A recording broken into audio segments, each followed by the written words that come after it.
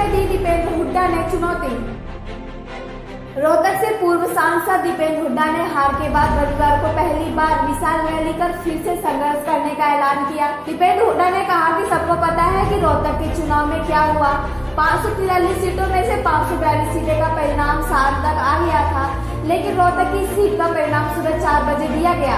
उन्होंने कहा कि भाजपा सरकार व मुख्यमंत्री घमंड और अहंकार के घोड़े पर सवार है। मेरा दिल्ली से घर खाली करवाने की बात कर रहे हैं, लेकिन मेरा घर तो आप सामने बैठे कार्यकर्ताओं में है। आपके दिलों से मुझे कोई नहीं निकाल सकता। देखना दीपेंद्र हुड्डा ने क्या क्या कहा। दुरुपयोग किसी मंत्री के, एक मंत्री जी के बेटे किसी गांव में उनका बादली के अंदर उनका वीडियो वायरल हुआ पैसे का बंटवारा करते हुए, तो कोई मंत्री हथियारबंदों के साथ लैस चुनाव के अंदर एक के बाद एक बूथ के अंदर जाते हुए नजर आए। दोनों सरकारें, पूरी सरकारें, प्रधानमंत्री जी से लेकर आखिरी मंत्री तक सब लग गए, मगर उसके बाद भी इस देश का जब नतीजा आया, 543 सीटों का नतीजा आया, तो रात के 12 बजे 542 सीटों का नतीजा डिक्लेयर हुआ। अगर 4 बजे सुबह डिक्लेयर किया गया तो रोहतक लोकसभा सीट का चुनाव का नतीजा आखिरी डिक्लेयर हुआ। यह आपकी मेहनत का नतीजा है। और एक और नतीजा आपकी मेहनत का, स्वाभाविक बात है यह नतीजा हमारे पक्ष में नहीं आया, निराश भी हो सकते हैं, मगर निराशा हम सब इंसान हैं। निराशा तो जायज, मैं हताशा नहीं होनी चाहिए। इस नतीजे का एक और मतलब निकल रहा है। आज प्रदेश में विपक्ष की भूमिका के लिए प्रजातंत्र में 2 भूमिकाएं होती हैं, सत्ता पक्ष की और विपक्ष की 2 भूमिकाएं होती हैं। आज ये जो अहंकार में डूबी, झूठ की और घमंड के घोड़े पे सवार ये जो प्रदेश की सरकार है, इस सरकार को चुनौती देने के लिए अगर विपक्ष की भूमिका के लिए पूरा प्रदेश किसी की तरफ देख रहा है, तो वो आज रोहतक की अनाज मंडी में मौजूद आप सब की तरफ देख रहा है। पूरा प्रदेश, पूरे प्रदेश को अगर आशा है कि सरकार से कौन पीछा छुड़ाएगा इस प्रदेश का, बीजेपी की इस सरकार को कौन प्रदेश से की सत्ता से बाहर करने का रास्ता दिखाएगा, तो पूरे प्रदेश को अगर कहीं आशा है तो आज इस जो अनाज मंडी में ये पूरा परिवार बैठा है, आज आपकी तरफ आशा है। मैं सही बोल रहा हूं कि गलत बोल रहा हूं? ये जिम्मेदारी है, प्रजातंत्र में जिम्मेदारी है। लोकतंत्र में, प्रजातंत्र में जो सत्ता पक्ष की भूमिका होती है, उससे महत्वपूर्ण विपक्ष की भूमिका होती है। हमारा संविधान लिखा गया तो हम संविधान के अंदर जो वक्तव्य दिए, सभी उन महापुरुषों ने उनको ध्यान से पढ़े, तो सत्ता पक्ष से ज्यादा महत्वपूर्ण जिम्मेदारी विपक्ष की रखी गई।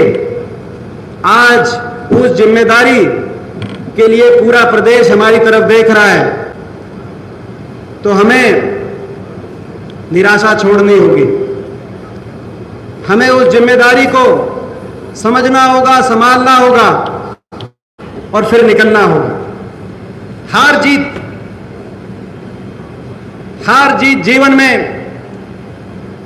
लोकतंत्र में, प्रजातंत्र में हार जीत होती है। मगर मैं ये भी कहना चाहता हूं, मैं देख रहा हूं, पिछले 3 हफ्ते में मैंने देखा है, मैंने बहुत आत्ममंथन किया 3 हफ्ते में, मैं देख रहा था। मैं समझता हूं कि हार जीत हो सकती है, मगर हार में आत्ममंथन होना चाहिए, तो जीत में भी संतुलन होना चाहिए, संयम होना चाहिए। मगर जिस तरह का सारे संयम और संतुलनों की सीमाएं तोड़ के इस जीत के बाद और इससे पहले घमंड के घोड़े पे सवार हरियाणा प्रदेश के मुख्यमंत्री जी और इनके सारे मंत्रिमंडल, पूरे भारतीय जनता पार्टी के तमाम नेतागण निकले प्रदेश के कोने कोने में इस घमंड के घोड़े पे सवार होकर प्रदेश की जनता की भावनाओं को रौंदने का जिस तरह से काम कर रहे हैं, इनके खिलाफ लड़ाई आपको हमको लड़नी पड़ेगी। मैंने देख रहा था बयान, मुख्यमंत्री जी का बयान झज्जर में अगले दिन अखबारों में छपा हुआ था। मैंने अखबार पढ़े, अगले दिन बयान आया कि रोहतक लोकसभा कहा कि बाकी तो सभी जीत एक तरफ थी, रोहतक की जीत हमारे लिए एक तरफ थी, और रोहतक में जीत पे हमें उतनी खुशी हुई जितना भारत और बांग्लादेश के मैच में जब भारत बांग्लादेश की पिटाई करता है उतनी खुशी हुई।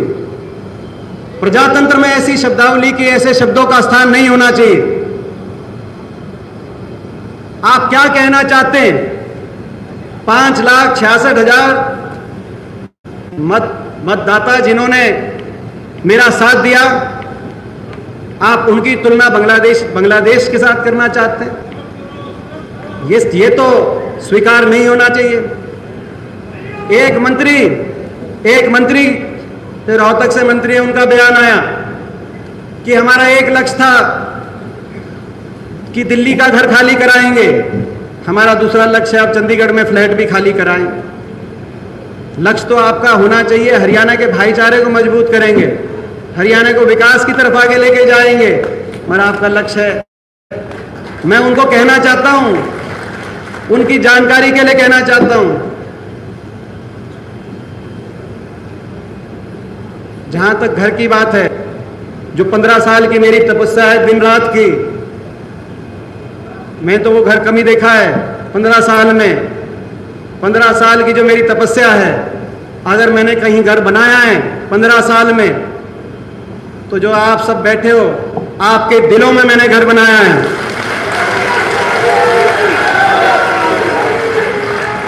और मैं चुनौती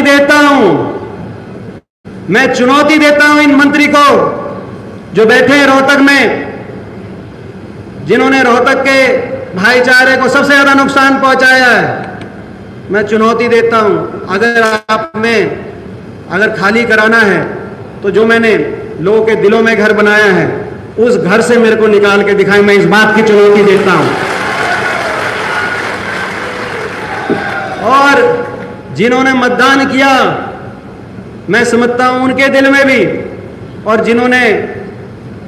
किसी ने अगर मतदान मेरे पक्ष में नहीं भी किया तो हो सकता है घर नहीं, मगर उनके दिलों में भी एक आधा कमरा मेरा तो उनके दिलों में भी मिल जाएगा। ये मैं कहना चाहता हूं।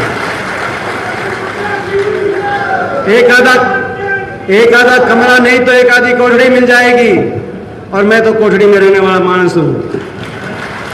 देश और दुनिया की तमाम खबरों को जानने के लिए सब्सक्राइब करें हमारे न्यूज बाजार चैनल को। साथ ही हर एक अपडेट से जुड़े रहने के लिए बेल आइकन को दबाना ना भूलें।